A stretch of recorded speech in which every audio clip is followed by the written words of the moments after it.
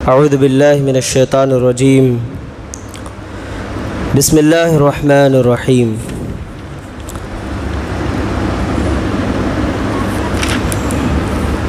وعن انس رضی اللہ تعالی عنہ قال قدم علی النبی صلی اللہ علیہ وسلم نفر من عقل فاسلموا۔ انس بن مالک رضی اللہ تعالیٰ عنہ روایت کرتے ہیں کہ اللہ کے نبی صلی اللہ علیہ وسلم کے پاس قبیلے عقل کے کچھ لوگ آئے اور انہوں نے اسلام قبول کیا۔ فاجتووا المدینۃ فامرهم ان یأتوا ابل الصدقہ فیشربوا من ابوالها والبانها۔ انہوں نے اللہ کے نبی صلی اللہ علیہ وسلم سے شکایت کی، انہیں مدینے کی آب و ہوا راس نہیں آئی، تو اللہ کے رسول صلی اللہ علیہ وسلم نے ان کو حکم دیا کہ وہ صدقہ کے اونٹ کے دودھ اور پیشاب کو استعمال کریں اپنے اس بیماری کے علاج کے لیے۔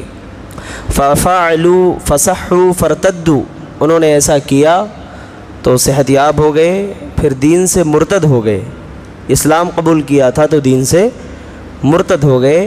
وقتلوا رعاتها واستاقوا، اور جو اونٹ کے چرواہے تھے ان کو قتل کر دیا، اونٹ کے جو چرواہے تھے ان کو قتل کرنے کے بعد اونٹوں کو ہانک لے گئے۔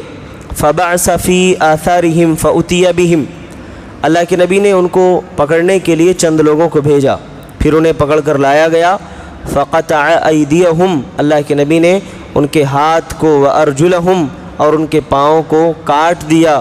وسمل اعینہم ثم لم یحمسہم حتی ماتوا، اور ان کے پاؤں کاٹ دیے گئے، ان کی آنکھیں پھوڑ دی گئیں، اور اس کے بعد ان کے زخموں پر داغ نہیں لگوایا گیا یہاں تک کہ وہ لوگ مر گئے۔ عرب کے اندر ہوتا یہ تھا کہ ہاتھ پاؤں کاٹ کر کے جلتے ہوئے تیل میں اس کو داغ دیا کرتے تھے، اس طریقے سے خون بند ہو جاتا تھا اور وہ آدمی تڑپ کر کے مر جاتا تھا۔ لیکن اللہ کے نبی صلی اللہ علیہ وسلم نے ایسا نہیں کیا، آپ نے صرف ان کے ہاتھ اور پاؤں کٹوائے اور آنکھوں کو پھڑوا دیا۔ کیوں ایسا کیا؟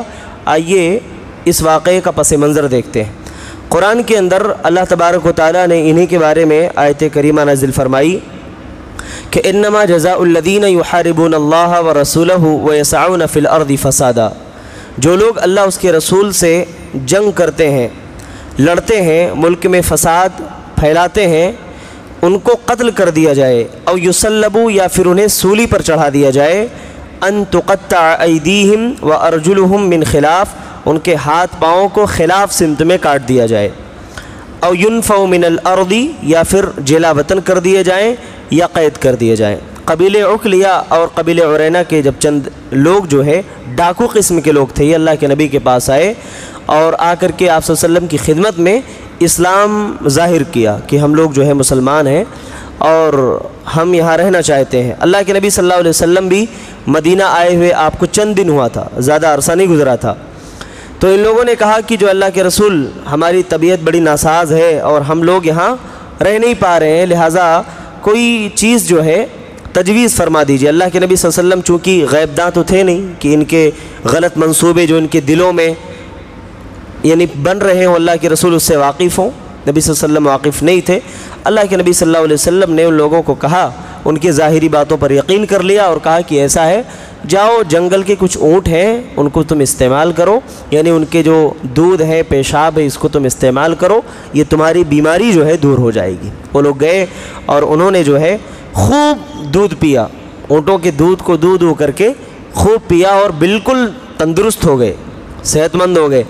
اس کے بعد جو ہے ایک موقع کو دیکھ کر کے کہ جب کوئی ہمارے نگرانی میں نہیں ہے، چرواہوں کو قتل کر دیا ان لوگوں نے۔ اللہ کے نبی نے کیوں ان کے ہاتھ پاؤں کٹوائے تھے؟ اس کی وجہ کیا ہے؟ اس کی وجہ کیا تھی؟ چرواہے جو تھے وہاں اونٹوں کے، ان لوگوں کو پکڑ کر کے انہوں نے قتل کیا تھا، پھر ان چرواہوں کے ہاتھ پاؤں انہوں نے کاٹ دیے تھے، اور کاٹنے کے بعد جب ان کو لگا کہ یہ لوگ دیکھ لیں گے ہمیں اور ہم اونٹوں کو لے کر کے جب بھاگیں گے تو دیکھ لیا اور ہمارے خلاف گواہی دے دی تو ہم پکڑے جائیں گے، تو ان کی آنکھوں میں سلائی ڈال دی ان لوگوں نے، ان کی آنکھوں کو پھوڑ دیا۔ اللہ کے رسول صلی اللہ علیہ وسلم کو جب یہ اطلاع ملی کہ ان لوگوں نے اتنی بڑی غداری کی ہے ہمارے ساتھ، اتنا بڑا دھوکہ کیا ہے، فوراً نبی نے کچھ سواروں کو تیار کیا کہ آپ پکڑو ان لوگوں کو، پیچھا کرو، اور پکڑ کر کے ان کو لایا گیا اللہ کے رسول کی خدمت میں۔ لایا گیا تو نبی صلی اللہ علیہ وسلم نے ان لوگوں کے بھی ہاتھ کٹوائے، کیونکہ ان لوگوں نے بے گناہ لوگوں کو مارا تھا۔ جو چرواہے تھے اونٹوں کے، ان کو وہ بے گناہ تھے، انہوں نے کیا غلطی کی تھی؟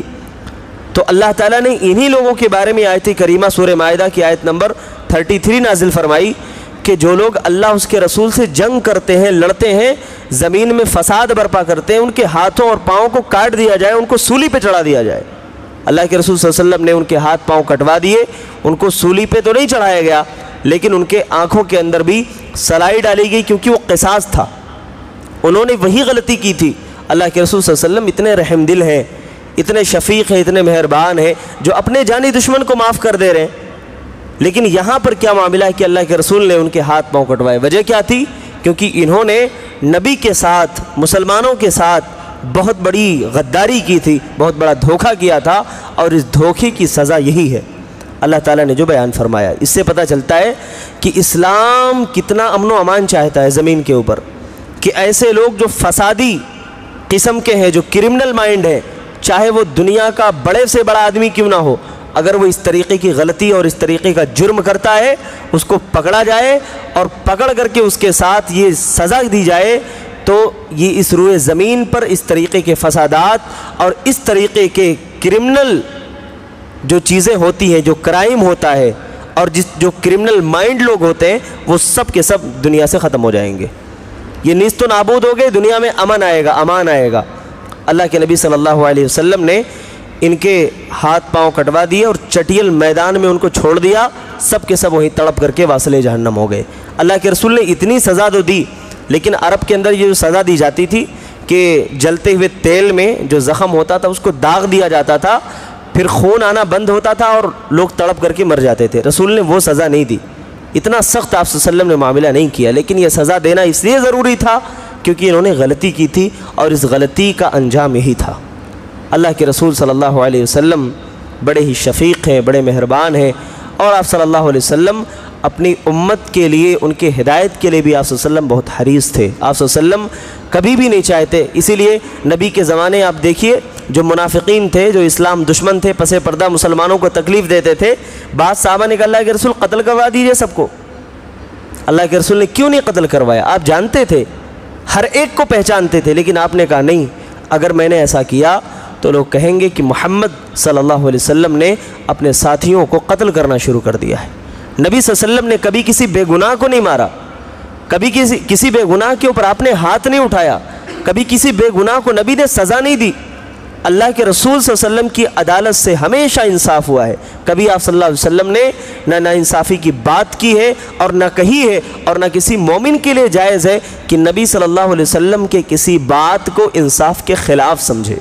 اللہ تبارک و تعالیٰ سے ہم دعا کرتے ہیں اللہ تعالیٰ ہم تمام لوگوں کو صحیح بات سمجھنے اور اس پر عمل کرنے کی توفیق عطا فرمائے۔ اللہ تعالیٰ ہمیں توحید پر زندہ رکھے، اسی پر خاتمہ ہو، آمین۔ تقبل رب العالمین، وآخر دعوانا الحمدللہ رب العالمین، والسلام علیکم ورحمۃ اللہ وبرکاتہ۔